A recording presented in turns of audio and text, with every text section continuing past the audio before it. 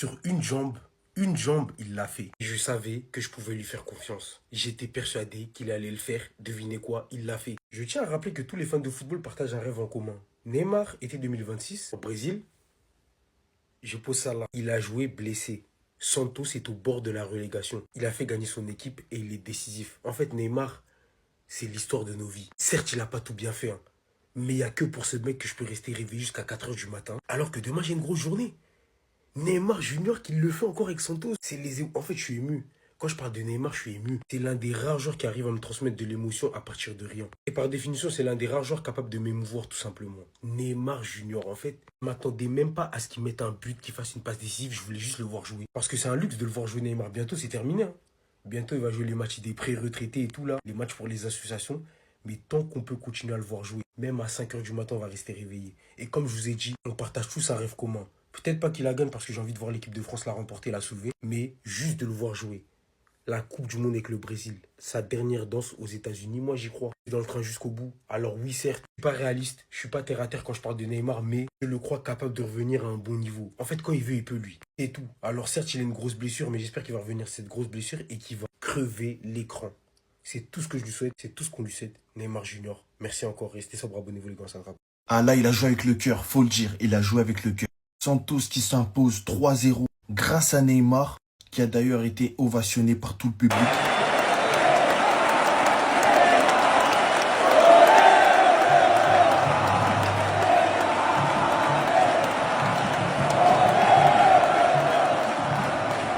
Neymar qui joue avec une gêne au niveau du genou. Il a expliqué que ça ne va pas au niveau physique, qu'il y a eu beaucoup de spéculations. Parce qu'avant le match, on expliquait que Neymar Junior était prêt à sacrifier sa carrière pour sauver son club de cœur, qu'il allait jouer alors qu'il est blessé. Les médecins lui ont dit de pas jouer, mais il a tenu à clarifier les choses. Il a expliqué que certes, son genou ne va pas bien, c'est vrai, mais qu'il n'a pas joué contre la volonté des docteurs, comme beaucoup d'entre vous l'ont dit en parlant des journalistes. Ils se sont tous concertés ensemble et au final, c'est lui qui a pris la décision. Il n'était pas en train de sacrifier sa carrière pour jouer ce match. C'était faux. Mais une chose est sûre, ça faisait très longtemps que j'avais pas vu Neymar dans cet état-là. Sur son but, c'était le Neymar qui joue uniquement au football. Que c'est sa passion et qu'il souhaite sauver son club de cœur. Et moi, je trouve ça beau. J'aurais aimé qu'il soit comme ça toute sa carrière. C'était Jorginho do Brasil. Et dites-moi ce que vous pensez de Neymar quand il est dans celle-là. Bao. Neymar n'est pas encore mort. Il a sauvé Santos. Tiens. Waouh. Joue sur une jambe et demie. Il est censé être blessé. Il n'était pas censé jouer. Et il est meilleur que tous ses coéquipiers. La carrière de Neymar, elle est derrière lui. C'est pour ça qu'à la mi-temps, il a déclaré mon genou, il va pas bien du tout. Je ne suis pas en train de sacrifier ma carrière en jouant ce soir. Et il le sait. Un but, mais une passe D aussi. Ballon téléguidé de Neymar. Parce que sinon, ses coéquipiers, ils savent ni se déplacer, ni faire des passes, ni des contrôles. Des petites sarcelles ou de Grigny ou d'Evry. Ils méritent des titulaires à Santos à la place de ces mecs. Ils savent pas faire un contrôle, une passe, frère. Ils sont où tous les cracks qui émergeaient du Brésil avant? Ils sont passés où? Ancelotti, il aimerait bien prendre Neymar au Brésil. Mais le problème, c'est que Neymar, il a plus de genoux, il a plus de cheville, il a plus de tibia. Et il a quand même permis à Santos de sortir de la zone de relégation. Là, ils sont 15, c'est un Santos 15e. Quelqu'un qui joue avec des jambes en bois, qui a plus une forme physique, il a plus de cardio, il est carbo. C'est lui qui arrive à vous sortir de la misère. Je veux pas te faire opérer pour une fois. Fais-toi opérer de maintenant jusqu'à la Coupe du Monde. Comme ça, t'arrives à la Coupe du Monde tout frais, s'il te plaît. Il t'en reste une comme CR7 et comme Messi. Mais toi, la foire pas. Si Neymar avait joué comme il a joué aujourd'hui, il aurait gagné des ballons d'or. Même si avec des si, on pourrait mettre Paris dans une bouteille. Mais Neymar a compris qu'il fallait jouer simple. Neymar a compris qu'il fallait éviter certains contacts inutiles. Il a tellement simplifié son jeu parce qu'il sait que son genou n'est pas bon et à n'importe quel moment, il peut rechuter. Ce que Neymar vient de faire est tout simplement légendaire. On lui a interdit de jouer parce qu'il a un genou qui n'est pas bon.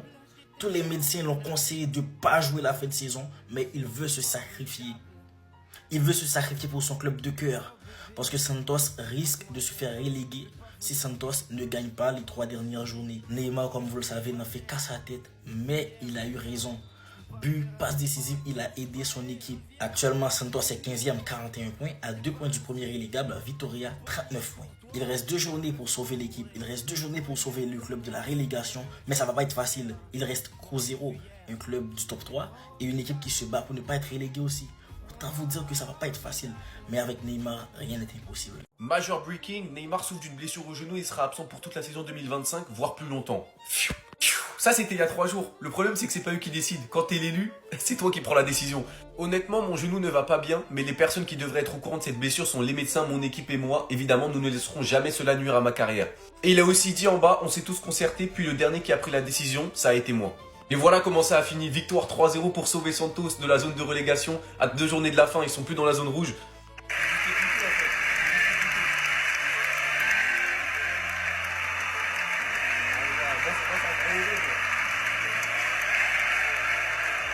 Franchement les gars, il en faut peu pour rendre heureux un homme, hein. Moi je suis comblé aujourd'hui. Par contre, son genou, il doit être dans un état. Pour vous dire, dites-vous à un moment dans le match, il a juste remis ses lacets, hein. Tout le banc de Santos, ils se sont levés, ils lui ont demandé s'il allait bien.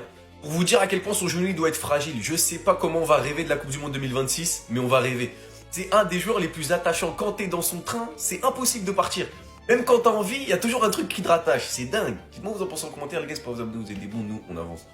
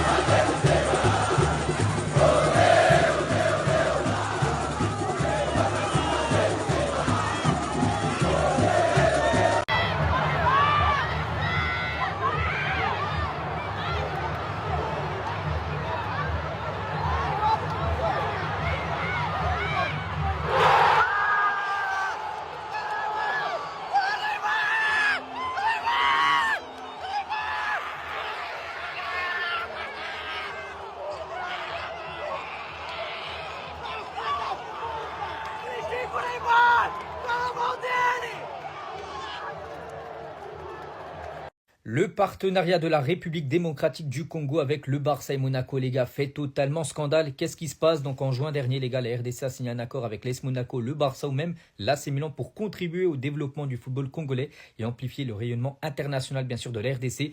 Donc pour le Barça, ce deal avec la RDC, affichage sur les maillots d'entraînement, est estimé comme à 44 millions d'euros sur 4 ans. C'est énorme, bien sûr. Donc le porte-parole du parti, Moise Katumbi, bien sûr, opposant au président de la RDC, les gars, a réagi. Donc il a dit, ce sponsoring est probablement l'une des décisions les plus scandaleuses que les autorités de la RDC n'aient jamais prises dans leur histoire. Nous avons près de 28 millions de Congolais qui souffrent de la faim, 5 millions d'enfants qui souffrent de malnutrition.